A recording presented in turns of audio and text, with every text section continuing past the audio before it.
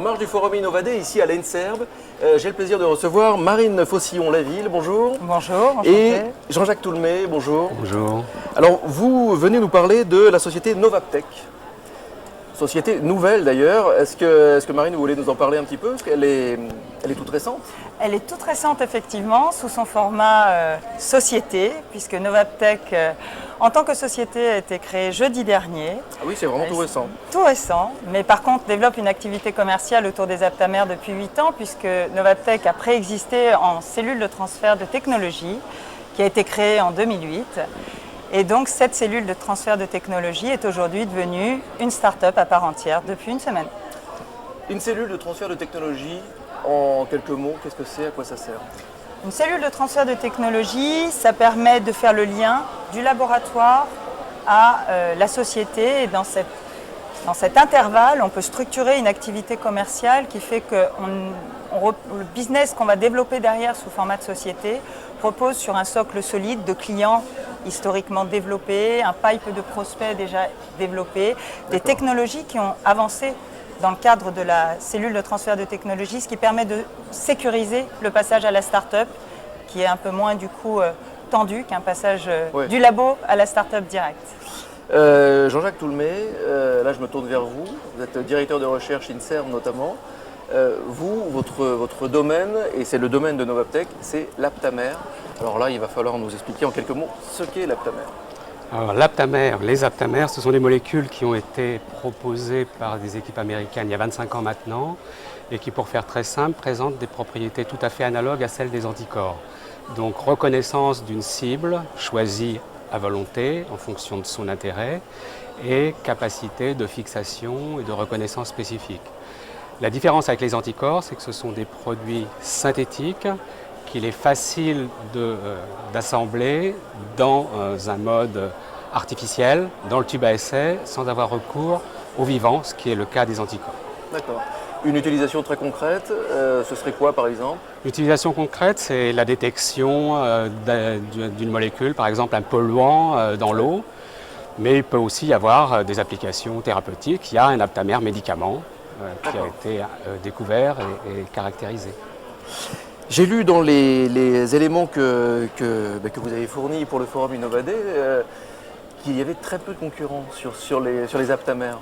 Alors est-ce que c'est parce que personne ne connaît ou est-ce que c'est parce que c'est encore très récent ou parce que c'est très compliqué? Non, ça n'est ni très compliqué ni très récent. En fait, d'abord, il y a eu une protection extrêmement efficace de la part de l'équipe américaine qui a inventé le procédé. Et par ailleurs, le monde des anticorps est extrêmement puissant, bien installé et possède des vertus évidentes. Et la technologie aptamère est une rupture par rapport aux anticorps, donc il faut commencer par convaincre les gens qui travaillent avec des anticorps qu'ils peuvent faire aussi bien, voire mieux, avec des aptamères.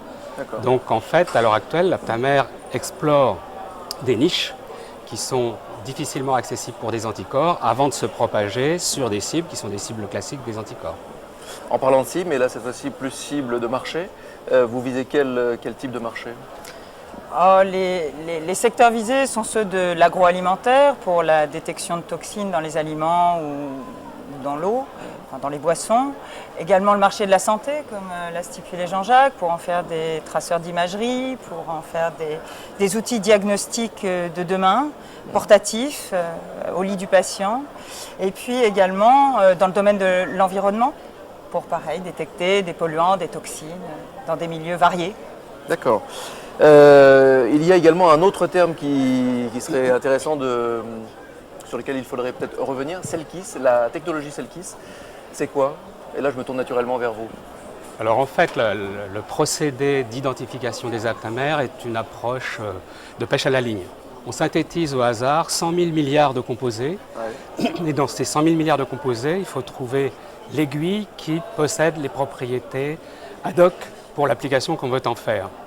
Le procédé par lequel on obtient ces aptamères est une méthode brevetée par l'équipe américaine que je mentionnais tout à l'heure qui s'appelle CELEX. D'accord. En fait, elle nécessite d'immobiliser la cible sur un support et il en découle un certain nombre d'inconvénients ou de limitations. Et la stratégie CellKIS que nous avons brevetée et sur laquelle nous travaillons permet de cibler des molécules libres en solution. Donc on n'a pas besoin de traitement en amont pour générer un aptamère, ce qui confère un avantage important. D'accord. Un dernier mot, on est là sur le forum Innovadé qui est co-organisé, copiloté par Bordeaux Unitech. Et Unitech vous accompagne Novaptech notamment. Est-ce que vous pouvez nous parler de cet accompagnement? Comment se manifeste-t-il et jusqu'où va-t-il? Alors effectivement, Unitech nous accompagne, pour ne pas la nommer Marie Catoire, depuis un an. Il faut la nommer, Marie Catoire. C'est très volontiers que je la nomme, effectivement.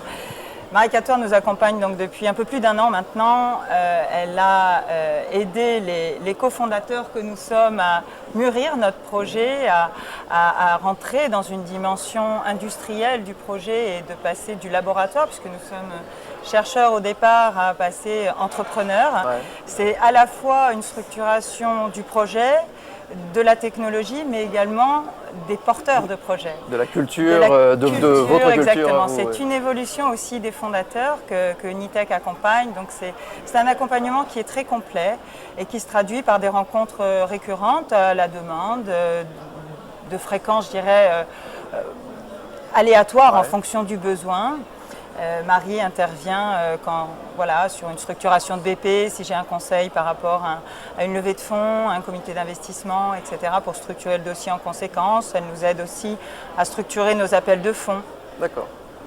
Qu'est-ce qu'on peut vous souhaiter pour les mois, les années à venir? Donc, depuis jeudi dernier, vous êtes une société nouvellement créée. Qu'est-ce qui va se passer maintenant? Quelles sont les prochaines étapes? Novaptech est voué à un bel avenir, en tout cas je le crois et je l'espère. Le marché des aptamères, on l'a dit, est un marché qui est extrêmement porteur, puisque, juste si je peux placer quelques chiffres sur ce marché, aujourd'hui le marché des anticorps, donc sur lequel se placent les aptamères, est un marché à 75 milliards de dollars au niveau mondial. Et la voie de demain, c'est vraiment repose sur les aptamères. Alors pas sur tous les secteurs, sur tous les segments de ce marché, mais sur bon nombre de ces marchés, notamment en thérapeutique, analytique, diagnostic. Tous les avantages, on les a vus, c'est vraiment des gains en termes de stabilité thermique, de coûts de production, de facilité d'identification avec Cellkis notamment. On a un gros problème en diagnostic, c'est le sourcing par exemple, d'année en année, parce que l'anticorps qui donc passe par un système vivant pour être identifié, eh bien, si la cellule meurt, eh bien, dans l'intervalle, vous perdez votre outil diagnostic. Donc il faut refaire.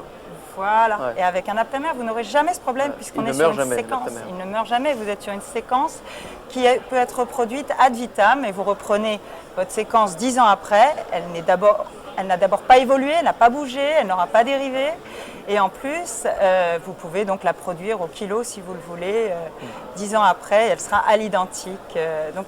Tout ça me fait dire qu'effectivement, l'avenir des aptamères est intéressant. Je ne suis pas la seule à le dire. Market & Market l'a dit également. Je suis ravie d'avoir les mêmes opinions. Donc Novaptech va faire des levées de fonds. Novaptech va faire des levées de fonds en 2017 et en 2019 pour faire face à son accroissement d'activité, qui est déjà ce qu'on commence à voir aujourd'hui. Et donc voilà, on va développer d'autres brevets également, qui sont les bébés brevets Cellkis, qui sont en préparation. Voilà, Novaptech va faire plein de belles choses. Eh bien, on va suivre de près et on vous retrouve donc au prochain forum, sans doute, pour un point. Très bien, avec plaisir. Marie de Faucillon-la-Ville et Jean-Jacques Toulmé. Bonne journée. Merci à vous aussi.